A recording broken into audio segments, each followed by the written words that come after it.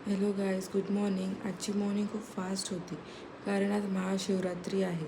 पिल्लूच्या पप्पांनी पिल्लूच्या जेवणाचा बंदोबस्त केला आणि मी आंघोळ करून आधी देवपूजा केली. आज आमचा दोघांचा पण महाशिवरात्रीचा उपास आहे. महाशिवरात्रीचा उपास म्हणजे वेगवेगळ्या प्रकारचं फराळाचं तुम्हाला खायला भेटतं. महाशिवरात्रीची एक अशी प्रसिद्ध कथा आहे. पूर्वी एक शिकारी जंगलात शिकारी करायला गेला. दिवसभर त्याला काहीच मिळाले नाही. रात्र झाली म्हणून तो एका बेलाच्या झाडावर चढून बसला.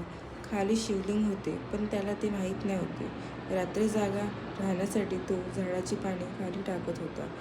ती पाने नेमकी शिवलिंगवर पडत होती आणि त्या दिवशी महाशिवरात्री होती आणि तो उपाशीही होता. त्यामुळे त्याच्याकडून नकळत उपवास आणि शिवपूजा झाली. भगवान शिव प्रसन्न झाले आणि त्याला मोक्ष दिला. हर हर महादेव. आणखी एक म्हणजे आजच्या दिवशी पतीच्या हाताने मांग भरतात आणि पतीच्या पाया पडतात. सगळं आवरल्यावर आम्ही पण शिवजीच्या दर्शनाला मंदिरात गेलो.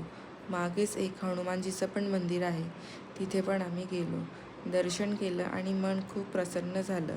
मंदिराच्या आवारात खूप मस्त भजन आणि कीर्तन चालू होते.